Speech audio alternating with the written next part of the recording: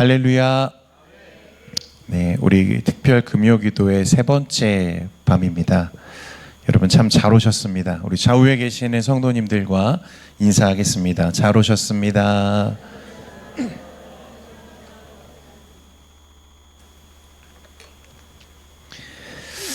여러분, 우리는 지난 두 번의 예배를 통해서 굳어진 우리의 영적인 체질을 깨뜨리는 은혜에 대해서 나누었습니다. 우리가 첫째 날에는 에베소 교회를 향해 주님이 책망하셨던 이 하나님과의 첫사랑, 관계를 잃어버린 우리의 영적인 상태에 대해서 돌아보면서 하나님과의 그 첫사랑을 회복하기 위해서 우리가 눈물로 기도했습니다. 그리고 두 번째 날에는 그 십자가의 수직적인 은혜가 결코 우리 개인의 내면적 평안 안에만 머물러서는 안 되고, 그 은혜가 우리의 삶의 곳곳으로, 우리의 가정으로, 일터로, 공동체로 계속해서 흘러가야 한다는 사실을 우리가 나누었습니다. 1만 달란트와 같아서 도저히 내 힘으로 변제할 수 없는 죄의 빛을 아무 대가 없이 탕감받은 그 은혜, 그래서 그 십자가의 감격이 내 안에 진짜로 살아있다면 이제 나에게 100데나리온 빚진 형제를 우리는 기꺼이 용서할 수 있게 된다는 것입니다. 그래서 주님은 우리에게 요청하시기를 무엇보다 뜨겁게 서로 사랑할지니 사랑은 허다한 죄를 덮는다고 말씀하셨어요. 여러분, 사랑의 절정은 그러므로 용서입니다. 그런데 우리가 말하는 용서, 우리가 말하는 사랑은 일반적인 사랑이 아니에요. 우리가 사랑할 만한 사람을 사랑하는 것이 아니고, 사랑할 수 없는 사람도 사랑할 수 있어야 되는 것은 그것이 바로 주님의 용서이고 주님의 사랑이기 때문입니다. 여러분, 그 두 번의 예배를 통해서 큰 은혜 받으신 줄 믿습니다. 저만 은혜를 받았나 보네요, 여러분. 정말 은혜가 되었어요. 여러분, 오늘 이제 세 번째 기도회로 모였는데, 그럼 오늘 우리가 함께 기도해야 할 주제가 무엇인가? 나의 영혼이, 나의 영적인 감각이 깨어나서 하나님과의 첫사랑이 회복되고 우리 공동체가 다시 그리스도의 사랑으로 묶였다면 이제 우리의 시선은 어디로 향해야 하는가 하는 것입니다. 여러분, 오늘 우리의 시선이 향해야 하는 그곳은 바로 이 시대와 한국교회입니다. 정확하게는 마지막 시대 위에 세워진 한국교회의 사명에 대해서 오늘 여러분들과 조금 이야기를 나누고 싶습니다. 여러분, 한국교회는 기독교 역사에서 유래를 찾아보기 어려울 만큼 정말 강력한 성령의 역사를 체험한 그런 한국교회입니다. 성령이 쏟아 부어져서 정말 이루 말할 수 없는 부흥을 경험케 되어졌던 민족이 우리나라죠. 처음 복음이 이 땅에 상륙했을 때요, 여러분, 그때는 정말 아무것도 보이지 않던 그런 시기였습니다. 환경은 얼마나 열악했는지, 또 우리 백성들은 굶주려서 하루하루 생계에 허덕이는 그런 열악한 상황들. 여러분, 그 당시 전 세계에서 가장 어렵고 가난하고 힘든 나라가 어디였냐면 우리 대한민국이었어요. 그때는 조선이었죠, 조선. 선교사님들이 와보니까 기가 막힌 거예요. 이게 도대체 무슨 나라냐.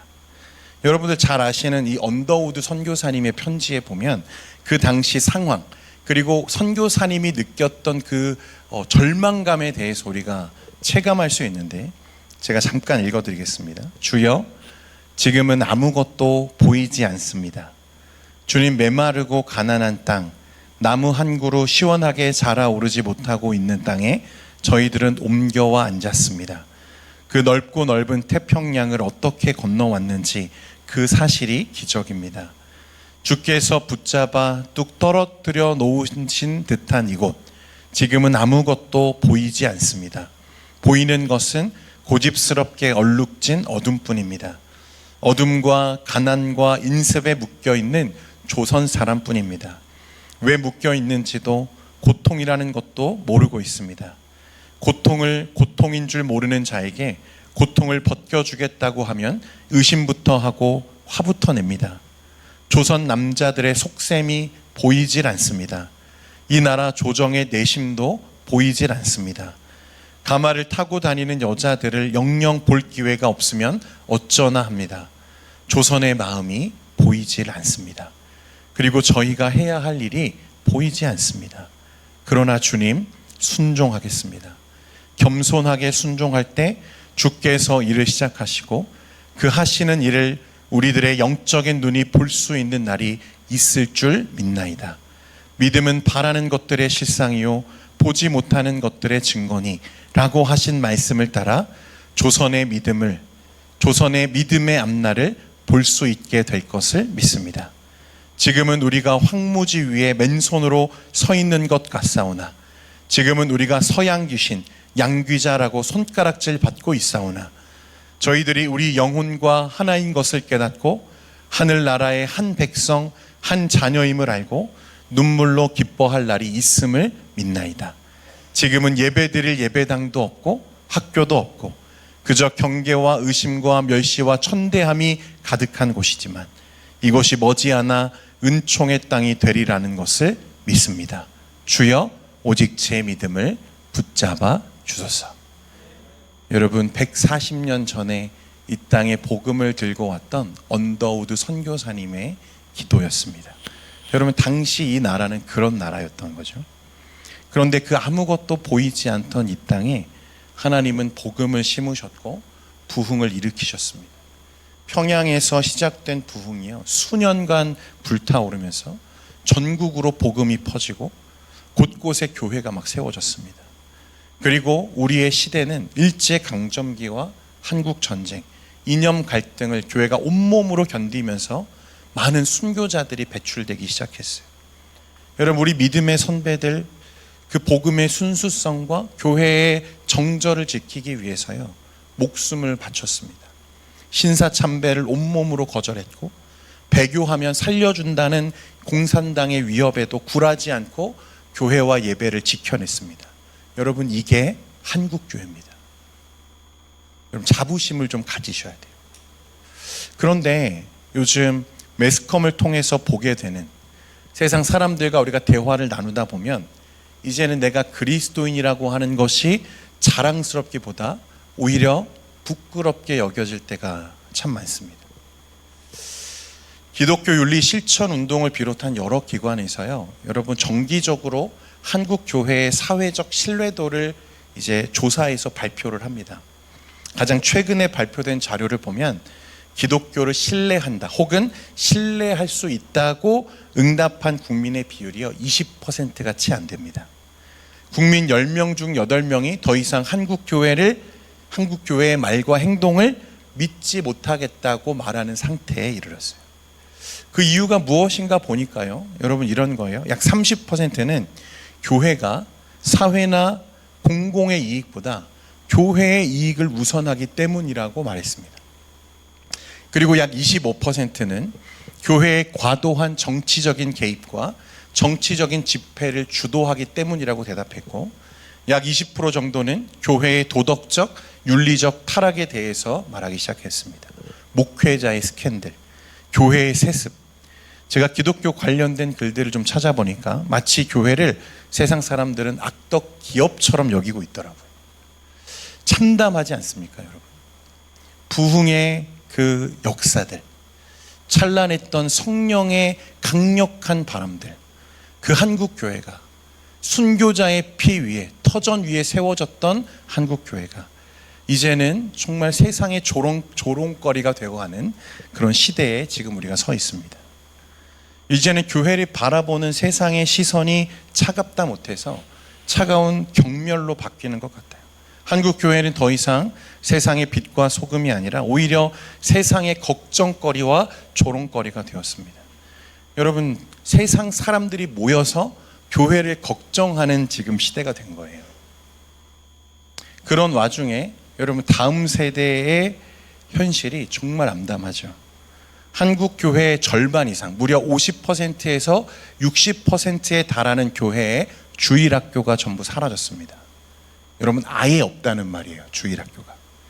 청소년 복음화율은 여러분 3%에서 5% 미만으로 떨어져서요, 우리가 선교학적 관점으로 보면 이미 우리 대한민국의 다음 세대는 미전도 종족으로 분류될 만큼 영적인 초토화 상태에 있습니다.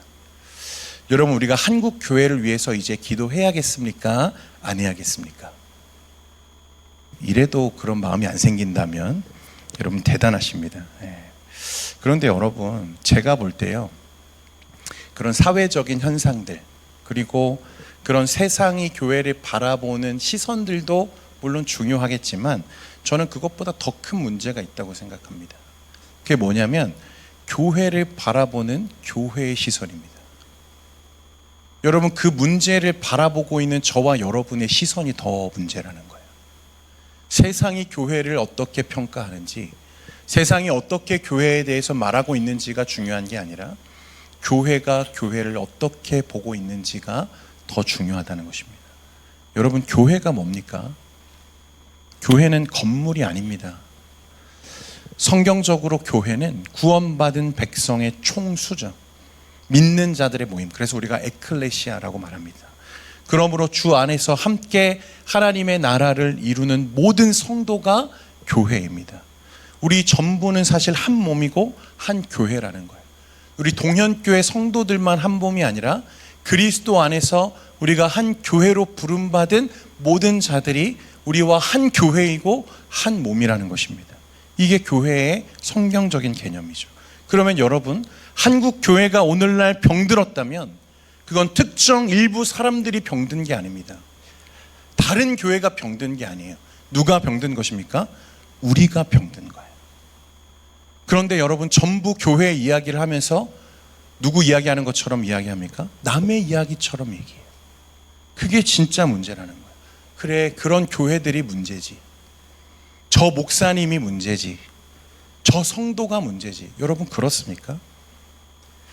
여러분, 저를 한번 따라 하겠습니다. 내가 교회입니다. 내가 교회입니다. 여러분, 믿으십니까? 여러분들이 교회에 있어요. 교회. 에스라 9장 5절과 6절 말씀에 보면요, 이런 말씀이 있습니다. 우리 스크린 보시고 우리 같이 한번 읽겠습니다. 시작. 저녁 제사를 드릴 때에 내가 근심 중에 일어나서 속옷과 겉옷을 찢은 채 무릎을 꿇고 나의 하나님 여호와를 향하여 손을 들고 말하기를, 나의 하나님이여, 내가 부끄럽고 낯이 뜨거워서 감히 나의 하나님을 향하여 얼굴을 들지 못하오니 이는 우리 죄악이 많아 정수리에 넘치고. 아멘. 여러분, 에스라는요, 유다와 이스라엘의 그 2차 포로 귀환을 이끌었던 지도자입니다. 당시 이스라엘은 1차 포로 귀환과 수룹바벨 성전의 은혜를 완전히 잊어버리고 약 80년 넘는 시간 동안 종교적으로, 윤리적으로, 도덕적으로 심각하게 타락해 가는 중이었어요. 이방인들과 통혼을 하고 세상의 세속주의, 물질주의, 쾌락주의가 막 물밀듯이 들어오고 영적인 파수꾼이 되어야 할 제사장들과 방백들이, 지도자들이 이 타락, 세속화에 앞장서는 그런 모양이었습니다. 그런 소식을 들었던 에스라가 자신의 마음을 치면서 하나님께 드렸던 기도문이 오늘 여러분들이 읽은 9장 5절과 6절 말씀이에요. 오늘 말씀에 보니까 속옷과 겉옷을 찢은 채 무릎을 꿇고 그랬습니다. 여러분, 고대 근동에서 옷을 찢는 것은요, 극심한 슬픔을 표현하는 거예요. 부모가 자녀를 잃었을 때, 떠나보냈을 때 겪게 되어지는 단장지에 창자가 끊어지는 것 같은 슬픔을 표현하는 행위가 옷을 찢는 것입니다. 그런데 오늘 말씀에 보면 겉옷만 찢은 게 아니라 무엇도 찢었어요? 속옷도 찢었어요. 이것은요, 극한의 애통, 영적인 완전 파산, 그것을 의미하는 것입니다. 여러분, 존 칼빈이라고 하는 신학자가 이런 행위를 가리켜서 뭐라고 주해했냐면, 하나님의 진노 앞에서 자신의 영혼을 갈기갈기 찢는 거룩한 절망이라고 표현했습니다. 그러니까 에스라는 백성들을 향해서 손가락질하거나 그들을 판단하는 자리에 서는 것이 아니라 하나님을 향해 내 창자가 끊어지는 것 같은 고통을 느끼며 하나님 앞에 두 손을 들고 엎드려 기도하고 항복하며 기도했다는 것입니다. 그리고 말하기를 뭐라고 말하냐면, 나의 하나님이여, 내가 부끄럽고 낯이 뜨거워서 감히 나의 하나님을 향하여 얼굴을 들지 못하오니 이는 우리 죄악이 많아 정수리에 넘치고 우리 허물이 커서 하늘에 미침입니다. 뭐라고 기도하냐면, 하나님, 저 이스라엘 백성들 잘못했습니다. 용서해 주십시오. 그렇게 기도하지 않았어요. 하나님, 내가 부끄럽습니다. 하나님, 우리 죄악이 심이 많아 정수리에 넘칩니다. 여러분, 이게 무슨 말이에요? 그 이스라엘, 타락한 이스라엘과 자신을 동일시하고 있다는 것입니다. 그들의 죄가 아니라 누구의 죄예요? 내 죄입니다. 그들의 타락이 아니라 내 타락입니다. 그는 한 번도 하나님의 공동체와 자신을 분리시키지 않았습니다. 가장 의로운 하나님이 세우신 선지자, 그 시대에 가장 하나님 앞에 정직한 삶을 살았던 선지자도 자신의 동족과 이스라엘 민족의 타락을 보면서, 시대의 문제를 바라보면서 자신의 얼굴에 죄를 뒤집어 쓰고 기도했습니다. 우리 죄악이 많아서 정수리에 넘치고 우리 허물이 커서 하늘에 미칩니다. 여러분, 에스라뿐만이 아닙니다. 다니엘도 보세요. 그는 어린 나이에 바벨론 포로로 끌려갔습니다. 여러분, 그가 포로 생활을 하게 된 건 그의 죄 때문이 아니라 그의 조상들의 죄 때문이죠. 그런데 그는 하나님 앞에서 경건한 삶을 살 뿐만 아니라 그는 늘 하나님 앞에서 그 시대와 자신의 백성들의 죄를 끌어안고 기도하는 사람이었습니다. 사자굴에 던져질 것을 알면서도 하루에 3번 예루살렘을 향해 정해진 시간에 기도했던 시대의 복이 드문 의인이죠. 그런데 그 다니엘이 다니엘서 9장 5절 말씀에 어떻게 기도하냐면요, 우리가 이미 범죄하여 패역하며 행악하며 반역하여 주의 법도와 규례를 떠났사오며 그랬습니다. 우리가 그랬다. 내가 그랬습니다. 저들이 범죄했다고 말하지 않아요. 우리가 범죄했습니다. 성벽을 재건했던 느헤미야의 기도는 어떻습니까? 조국의 환난과 능욕의 소식을 듣고 주저앉아서 수일 동안 금식하던 느헤미야가 이렇게 하나님께 기도했어요. 나와 내 아버지의 집이 범죄하여 주를 향하여 크게 악을 행했습니다. 여러분, 이게 바로 선지자적인 영성입니다. 그들은 하나님의 나라 공동체와 자신을 분리시키지 않았어요. 내가 교회이고 내가 하나님의 나라임을 믿으며 기도했다는 것입니다. 여러분, 오늘 이 밤에 우리는 선지자들이 옷을 찢고 머리에 죄를 뒤집어 쓰고 금식하며 조국과 하나님의 나라의 타락을 아파하며 함께 부르짖었던 것처럼 여러분, 한국교회의 아픔을 끌어안고 기도하는 저와 여러분 되기를 소망합니다. 하나님, 내가 교회입니다. 내 죄입니다. 여러분, 하나님께서 그 기도를 들으시고 우리를 고치실 줄 믿습니다. 여러분, 오늘날 그 한국교회의 문제를 어떤 한 목사님이 고칠 수 있습니까? 여러분, 한 교회가 그것을 감당할 수 있나요? 역대하 7장 14절에 여러분 잘 아시는 말씀이죠. 내 이름으로 일컫는 내 백성이 그들의 악한 길에서 떠나 스스로 낮추고 기도하여 내 얼굴을 찾으면 내가 하늘에서 듣고 그들의 죄를 사하고 그들의 땅을 고칠지라. 여러분, 하나님이 고치실 줄 믿습니다. 언제요? 우리가 회개하며 기도할 때. 여러분, 그날 에스라의 기도를 하나님이 들으셨고요.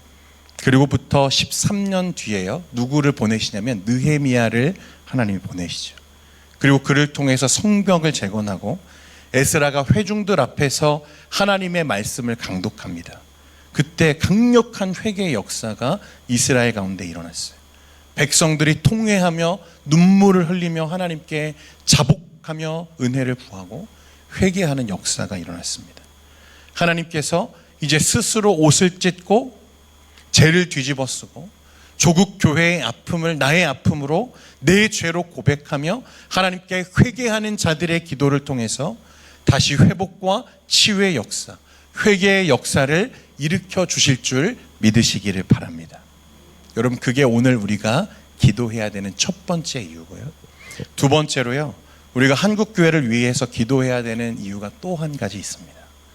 겉으로 보면 참 세상에 지탄을 받고 내부적으로 병들어 있는 한국교회처럼 보이지만 그래서 참 보잘것없고 연약한 교회처럼 보여지지만 실제로 여러분 교회사와 오늘날 이 세계의 영적인 지도를 펴놓고 묵상하다 보면요, 한국 교회가 가진 영적인 가치가, 사명의 무게가 우리가 상상하는 것 이상으로 중요하고 크다는 것을 우리가 알게 됩니다. 여러분, 저는 하나님께서 여전히 한국 교회를 주목하고 계시고 사용하기를 원하신다고 믿습니다. 왜냐하면요, 여러분들은 신구약 성경 66권이 정확무오한 하나님의 말씀임을 믿으십니까? 여러분 아멘이시죠? 여러분은 이 세상을 하나님께서 오직 말씀으로 단 7일 만에 창조하셨다는 사실을 믿으십니까? 아멘이 좀 줄어들었어요. 여러분, 오직 예수 그리스도만이 구원이며 생명인 줄 믿으십니까?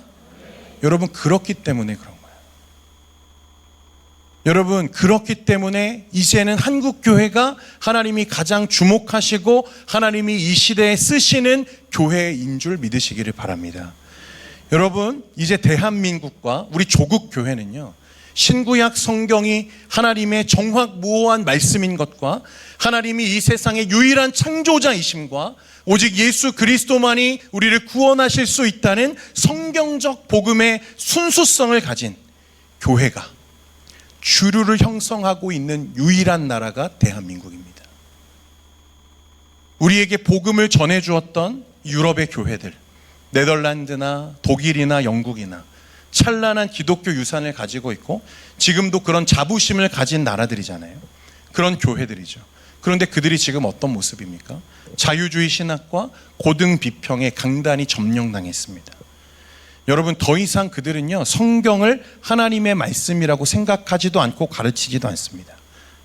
성경은 후대의 인간들이 편집한 편집물이라고 말하고 비평의 대상이라고 지금 말하는 거예요. 여러분, 물론 모두가 그런 것은 아닙니다. 그곳에도 아직 순수한 복음을 붙들고 있는 교회와 교단이 있습니다. 그런데 이미 그들은 주도권을 빼앗겼어요. 주류가 아니라는 것입니다.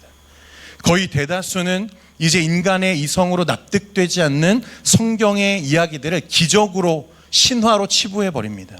동정녀 탄생과 예수 그리스도의 육체적 부활을 부인합니다. 그래서 한때 수천 명이 모이던, 수만 명이 모이던 유럽의 그 화려한 교회들이, 예배당들이 텅텅 비어서 술집으로 바뀌고 이슬람 모스크로 팔려나가는 현실을 지금 우리가 보고 있는 거예요. 여러분, 그리고 오늘날 가장 많은 개신교인을 보유하고 있는 나라가 미국이죠.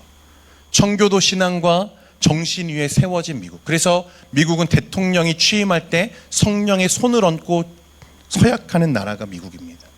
그런데 미국도요, 세대주의 신학과 혼합주의, 다원주의 신학에 완전히 변질되어서 무너졌습니다. 전 세계 유명 신학교와 교단들이 성경의 권위를 의심하고 해체되어지는 지금 시대에 신구약 성경 66권 전체를 1.1핵도 없는, 오류가 없는 100% 하나님의 무오한 말씀으로 굳게 믿고 고백하는 신학, 태초에 하나님이 천지 만물을 말씀으로 창조하셨다는 이 창조 신앙을 세상의 진화론과 타협 없이 지켜내고 있는 교회, 인간의 어떤 행위가 아니라 오직 예수 그리스도의 십자가 대속과 보혈로만 구원받는다는 구속신학, 그 견고한 뼈대를 이토록 거대하게 유지하고 있는 교회가 전 세계의 한국 교회 말고 과연 어디가 남아 있습니까? 여러분, 세계 복음주의 신학의 마지막 방파제가 한국 교회라는 거예요.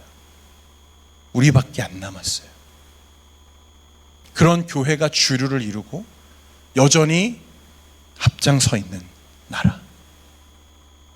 오늘 본문 에스겔 22장 30절에서요, 하나님이 찾고 계시는 그 한 사람, 이 땅을 위하여 성을 쌓으며 성 무너진 데를 막아서서 나로 하여금 멸하지 못하게 할 사람. 여러분, 이 시대적인 사명이 한국 교회 앞에 서 있다는 것입니다. 거대한 파도처럼 종교 다원주의와 쾌락주의와 진리의 해체와 그런 시대 사상들이 교회를 향해 물밀듯이 밀려들고 있고, 하나님의 말씀이라고 하는 이 절대적인 성벽이 지금 허물어질 것 같은 그 위기 속에서 그 무너진 데를 손수로 내 손 하나하나 보태며 막아내고 있는 그 영적인 방파제의 역할을 지금 한국교회 그리고 여러분들이 맡아 있다는 것입니다. 여러분, 역사의 주관자이신 하나님께서 왜 140년 전에 어두움으로 아무것도 보이지 않던 당시 세상에서 가장 가난하고 어려웠던 이 조국 땅에 여러분 복음을 심으시고 평양 대부흥의 불길을 허락하셨겠습니까?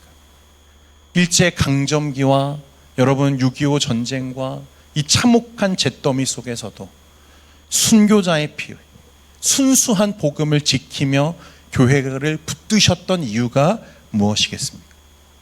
나아가 지난 한 세기 동안 전 세계가 놀랄 만큼 불가사의한 경제 발전과 물질적인 축복을 이 조국 대한민국에 쏟아 부으신 이유가 무엇이겠습니까? 여러분, 저는 이때를 위함이라고 믿습니다.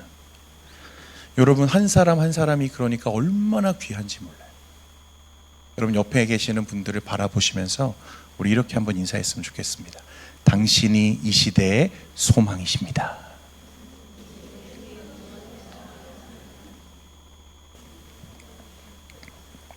잘 안 믿으시는 것 같아요, 여러분. 목사님, 저는 이제 나이가 너무 많은데요.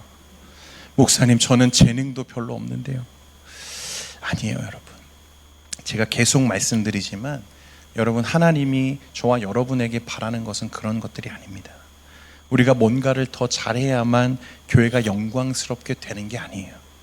교회는 그 자체로 이미 그리스도의 영광인 줄 믿으시기를 바랍니다. 여러분이 그리스도 안에서 그리스도와 함께 복음적 삶을 살고 앞에서 말한 것처럼 영적인 방파제로서 믿음의 파수꾼으로서 그렇게 복음적 삶을 살아내며 우리 다음 세대에게 그 믿음을 계승하는 것 자체가 하나님의 가장 영광스러운 헌신이고 선교인 줄 믿으시기 바랍니다. 이 세상의 관점과 시선으로 보면 저와 여러분은 먼지 같은 존재일지도 모릅니다. 그러나 하나님 나라의 복음적 관점으로 보면 가장 중요하고 위대한 이 시대의 사명자들이 여러분이세요. 사랑하는 동현교회 성도 여러분, 지금 조롱받고 있는 이 한국교회, 무너져가는 진리의 성벽 틈새로 세속의 물결이 쉼없이 쏟아져 들어오고 우리 자녀들의 믿음을 위협하고 있는 이 시대에 누군가는 그 뚫린 구멍을 자신의 온몸으로 막아서는 그 사람이 지금 이 시대에 필요한 거죠.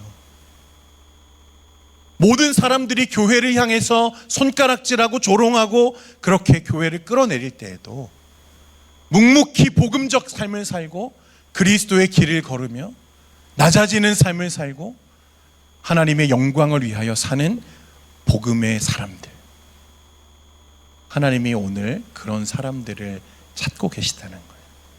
여러분, 하나님께 필요한 것은 규모가 큰 교회가 아닙니다. 하나님은 본질을 붙들고 무너진 틈을 엎드려 울부짖는 그 사람을 찾고 계신다고 믿어요. 하나님, 내가 교회입니다. 그렇게 하나님 앞에서, 사명 앞에서 뜨겁게 기도하며 다시 영혼 구원의 구령으로 불타오르는 교회, 여러분, 저와 여러분 되기를 간절히 소망합니다. 혹시 반주 좀 해주시면 좋겠는데요.